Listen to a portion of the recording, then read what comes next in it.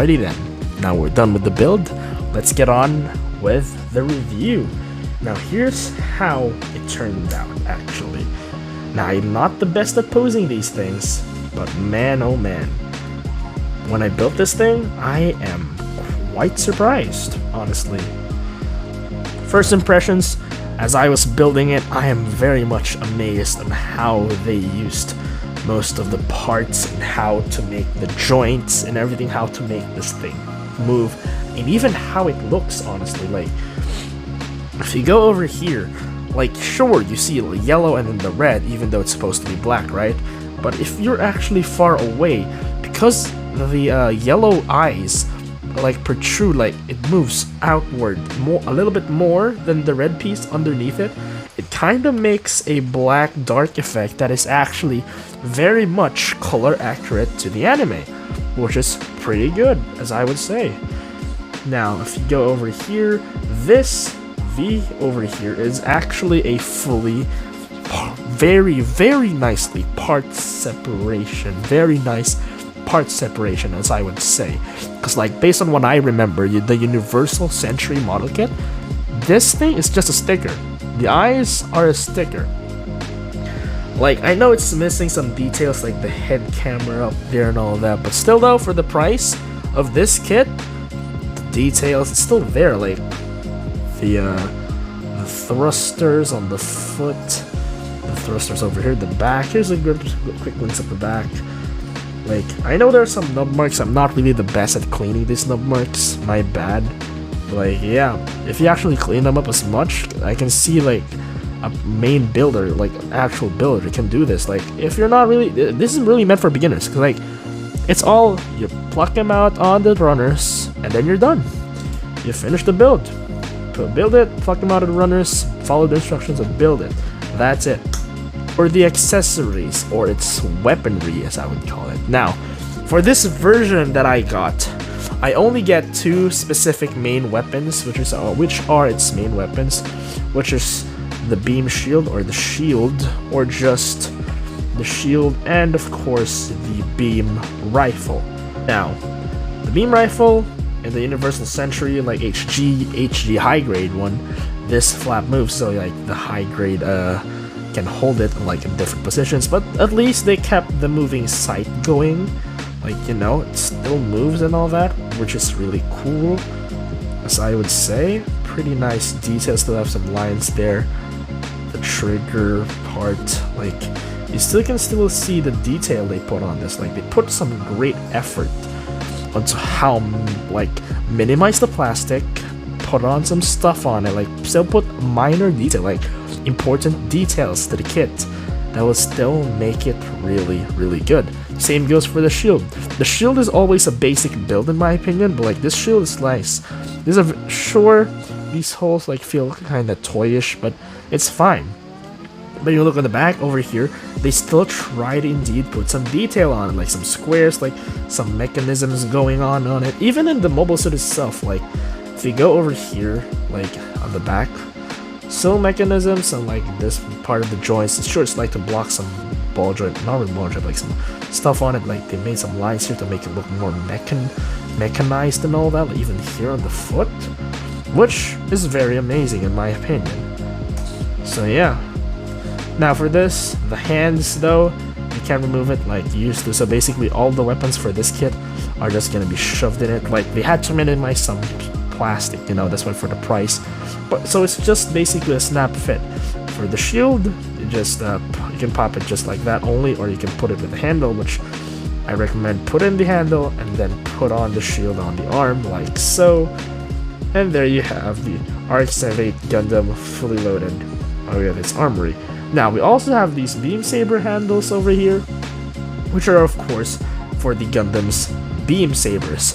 What's missing, guys? It's a beam saber. Where's the beams? These are the Rx-78 or the Gundam's beam saber, which of course all we get are the handles. Now the reason being for this is they want to minimize as much plastic, and of course probably Bandai said, you know what, let's not give it some pink beams. I hope they have some at home. But if you're the type of builder, gunpla builder that just started, this is kind of a bad thing. But at the same time, I totally understand why they did this. Because they were saying like, you know, the Gundam, the normal the standard Gundam loadout is a beam rifle and a shield. So basically, I know in the anime when the beam rifle just gets dropped or just gets broken or anything like on a Gundam series, it just runs out of its ammo or something. They just switch to the beam saber to go melee sword combat or anything like that, which is actually pretty dope. Now I do understand why Bandai did this, mainly for plastic. And also, Bandai hopes that you already have some beam sabers or like some beam effect parts that are lying around, which actually, I do have a pink beam saber effect part. There's only one of them, because like this is the only one I usually use, and this came from the Build Strike Gundam full package. And I hope it works, and it actually just slides into place. It's one of your standard beam sabers, so yeah. Let's put one on there, one of the beam saber handles on the back. Let's get this beam saber handle onto the arm, and there you have it. The Rx-78-2 with its beam saber applied. And I can just, I can't place this here because I have the shield on, but like, yeah, this is how it works. Yeah, the beam saber, it's a pink beam. It's beam sold separately, of course. But yeah, that is that. That's the beam saber, and here's a good thing about the articulation on this one, and I will be actually heading on to the articulation department after that part, after the weapons. So yeah, that's all the weapons on the accessories, basically. Now let's talk about the articulation on this thing, because like, for the price and the build quality of this thing, I am very much impressed on what it can do. Like, all seriousness, guys, I'm very much impressed on what it can do. Example, like, if it can do this, like all the way back, guys, nearly all the way back, it could go and reach the Gundam's beam saber. Like, bro, now that's already good for me. That's already good. Like, I understand that part. Like, damn, bro, that is really amazing. So yeah, let's get on with the articulation. Articulation, ball joint, double ball joint. Like, so like we can do the chicken thing. Ball joint on the torso, ball joint on the head as well, so like they connect each other, and we can do the chicken head thing, as I would call it. The arm moves all the way up like that, so it can do the signature Gundam pose in the end, where the Rx-78-2 just goes boom boom backwards on. We got an arm swivel right here, and we got one jointed arm, actually, one jointed over there at the elbow. It's a ball jointed arm, ball jointed wrist.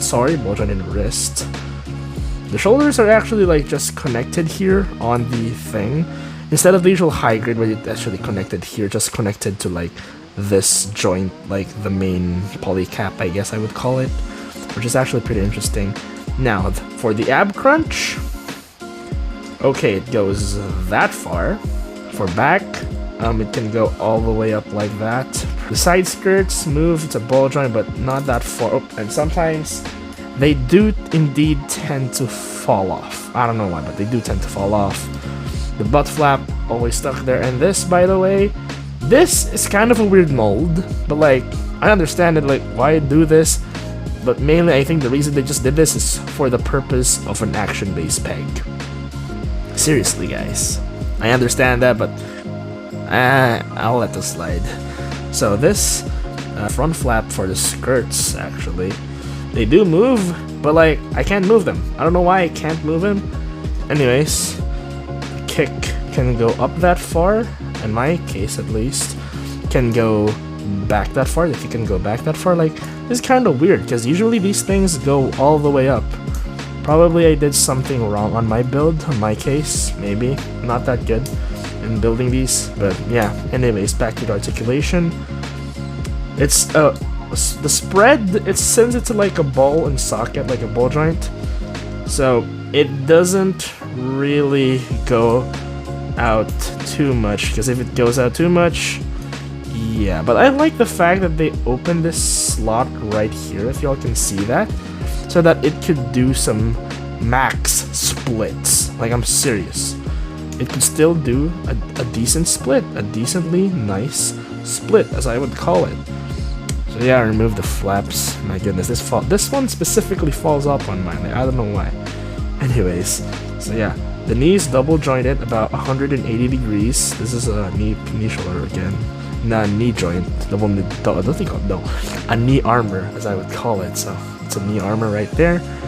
Over here on the foot, we got like a movement like this. Toe bend goes down that far, goes up that far, and it goes like more of that, mainly because it's a ball joint connected there, and only not really that much movement on this thing, like on the ankle armor, but it's pretty much understandable. I still don't understand why mine doesn't open up that much. I might check it out later, but I do know that usually just goes up. And yeah, for the price, as an entry, and also as an entry grade Gundam, Gunpla model kit, entry grade model kit, it's good. It is a really good experience to build.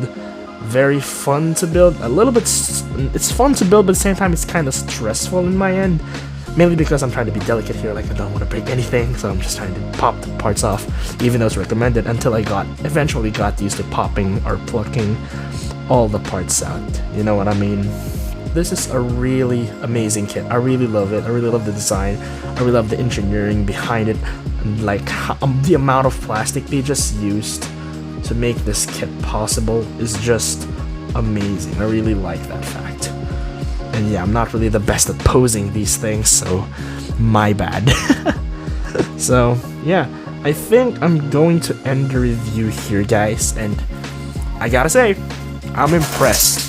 Oops, some parts fell off on my floor, but anyways, yeah, I am very much impressed with this model kit.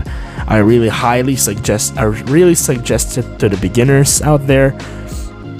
And yeah, if you just want a cheap budget option, if you wanna have the original Rx-78 Gundam in your hands, I myself, Brigz Hobbies, definitely would suggest you to buy this if you want to start into Gunpla building. And yeah, here's a quick comparison to my very much panel-lined and detailed SD Rx-78. So yeah, this is just a straight build. This one I just went all out with the detail and the panel lining and all that at the time. So, but because I got bored. So that's just a quick comparison. And yeah, I think I'm gonna end this video off here, guys. I'm really satisfied with this Gunpla. I really wish to build more of these. I want to get the Ale Strike. I want to get the new Gundam, especially the new Gundam. I really want to get the new Gundam more, even though it doesn't have the stuff. But it's a new Gundam, guys, so I really want to get it. So yeah, I think that's all for today's review. I really like the build quality. Overall, if I would rate this kit out of 10, I would give it a 9.8 out of 10. Mainly just because I'm kind of being salty with the lack of beams. But yeah, if you don't care about the beam sabers, it's kind of a 10 out of 10 for beginners. Very much for beginner. Very beginner friendly. Pluck those parts out. No stickers. So yeah, it's a very beginner friendly kit, I'll tell you that. So yeah, I'm gonna end this review here. And yeah, I hope you guys enjoy this video. This is my first time doing a review on a Gunpla kit, so it's kind of long. I really want to talk about it a lot, and maybe sometime I can minimize on how I do my words. Hopefully I can do that very soon. So yeah, thank you guys so much for watching this review. I hope you guys enjoyed it. So yeah, Brigz Hobbies signing out. Peace.